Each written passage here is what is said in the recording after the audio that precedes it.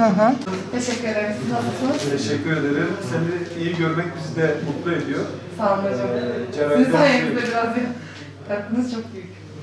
Peki. Cerrahiden bu yana bir ayımız tamamlandı. Bir ay sonrasında herhangi bir şikayetin var mı? Kendini nasıl hissediyorsun? Hiçbir şikayetim olmadı. Evet. Yemek yemediğin için bir mutsuzluk, bir depresyon hali olabilir. Böyle bir duygu var mı? Yok. Mesela eskiden yediğin şeyleri hatırlıyor musun? Hiçbirine özlem duymuyorum. Yani aslında şöyle bir şey, bu tamamen belki de benim pozitifliğimle ve şeyimle alakalı, karakterimle alakalı. Obezite merkezimiz kendi personelimiz olan bir ebe arkadaşımızı sağlığına kavuşturmanın mutluluğunu yaşıyor. Az evvel siz de görüştünüz kendisiyle. Ebe arkadaşımız gerçekten sağlığını bozacak derecede aşırı yağ şikayeti vardı, aşırı kilo şikayeti vardı.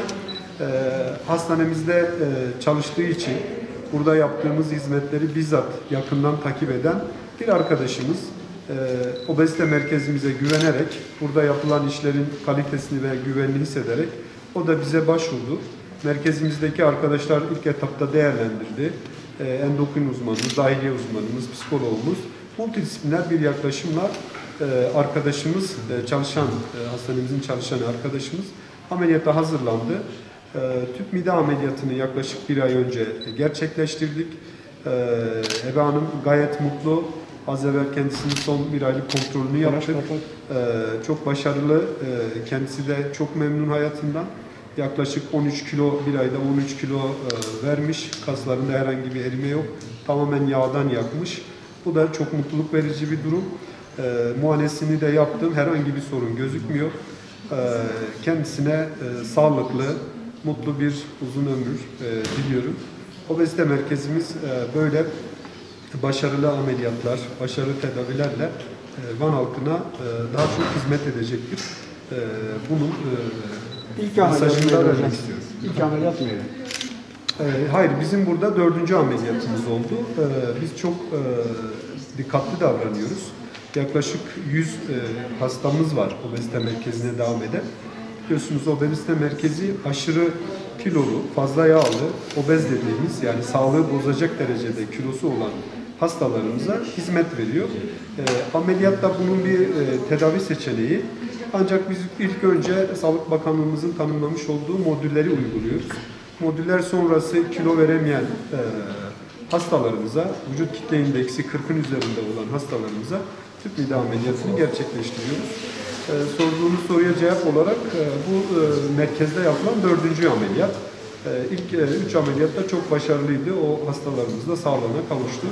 Bu hastamızın özelliği kendi çalışanımız. Kadın doğum kliniğinde ebe arkadaşımız olması. Şu anda mutlu bir şekilde hizmete devam ediyor. Kendisi de burada çalışıyor. Kadın doğumda hastalara şifa veriyor. Biz de kendisine yardımcı olduk. İnşallah bundan sonraki ömründe sağlıklı, huzurlu, mutlu olur. Van Eğitim Araştırma Hastanesi'nde ebe olarak görev yapıyorum. Buranın doğumhane biriminde çalışıyorum. Ya yıllardır kilolarımla mücadele eden bir insanım. Yaklaşık 3 yıldır diyetlerle kilo verip ideal kiloma ulaşmaya çalışıyordum. Yaklaşık bir 50 kilo falan verip tekrar almalar, tekrar vermeler, bir sürü süreçler atlattım. Ama hiçbir zaman istediğim rakamlara ulaşamadım. Kendi alanımda da kilomla ilgili birçok sorunlar yaşamaya başladım. Çünkü artık hem çalışma hayatımı hem dışarıdaki fiziksel hayatımı etkiliyordu kilom. Kendi hastanemde de obezite merkezi adına Doktor Sebahattin Bey'in, başhekim beyimizin genel cerrah olduğu için onun böyle bir birim kurduğunu duydum. Yani araştırmalar yapıyordum. Hep böyle bir ameliyat süreciyle ilgili korkularım vardı. Diyetisyene yöneliyordum, tekrar vazgeçiyordum. Ama böyle bir birimde bir sürü soru işaretinin hepsinin yok olduğunu, kafamdaki bütün soruları yok ettiklerini emin olduktan sonra karar verdim. Çünkü bir şeylere adım atmam gerekiyordu. Böyle bir ameliyata da adım ataraktan bütün kafamdaki soru işaretlerini yok ettim. Zor bir süreç bekliyordum aslında. Tam tersi hiç beklediğim gibi bir süreç yaşamadım. Yaklaşık bir ay önce, bir ay 4 gün önce falan bir ameliyat sürecim başladı. Bir gün yoğun bakımda kaldım. 5 gün falan da serviste kaldım. Yoğun bakım süreci böyle herkese korkutucu gelebilir ama hiç öyle bir korkutucu bir süreç değildi. Sadece önlem amaçlıydı, tedbir amaçlıydı. hiçbir şekilde hiçbir yoğun bakım müdahalesine maruz kalmadım. Sadece orada tedbir amaçlı yatırıldım. Sonra 5 gün servis hayatım, yani hayatımın geri kalan 5 gününü serviste geçirdim. Birazcık korkularım vardı.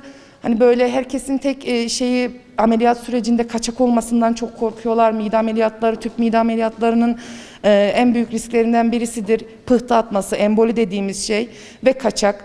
Bu ikisi çok büyük korkutucu bir şey. Ben de korkuyordum bu ikisinden ama hiç böyle bir sorun yaşamadım. Çünkü Sebahattin Bey'in cerrahlık olarak gerçekten becerisine çok güveniyordum. Ve süreç sonucunda da böyle bir şeyle karşılaşmadığım için çok mutluyum. 5 gün serviste de hiçbir sorun yaşamadan taburcu oldum ve toplamda 1 aylık bir süreç doldurdum. Sebahattin Bey ile obezite merkeziyle tanıştığımdan beri 17-18 kilo verdim. Kaç kiloydu? Şimdi kaç kilo? 160 kiloyla Sebahattin Bey ile ve obezite merkeziyle tanıştım. Geldiğimde 160 kiloyla girdim buraya. Şu an 143 kiloyum, 17 kilo verdim. Ve kesinlikle söylüyorum, hiç bu şekilde diyet yaparak mücadelesinde kilo veremeyen herkes korkmadan böyle bir ameliyata başvurabilir. Çünkü yani yaşadığın bütün zorlukların, her şeyin bir bedeli var. Kiloyla mücadele vererek yıllarca bir sürü hastalığa maruz kalıp bir sürü zorlukla savaşmaktansa 1 yıl ya da 1,5 yıl kadar kısa bir sürede bu ameliyat sürecini atlatarak ve azimli olarak bunu yenerekten kilo verip ideal kilona karşı sağlıkla yaşamak daha mantıklısı. Ben çok memnunum. Yani hiçbir zaman korkak veya cesaretsiz biri olmadım zaten. Kesinlikle herkesin kendine güvenerek obezite merkezine ve Sebahattin Bey'e ekibine güvenerek gelmelerini öneriyorum. Mutlu bir süreç yaşadım. Hala da mutlu bir süreç yaşıyorum. Az yemenin ve gerçekten az yiyerek doymanın mutluluğunu yaşıyorum. Verdiğim kilolarla da çok mutluyum.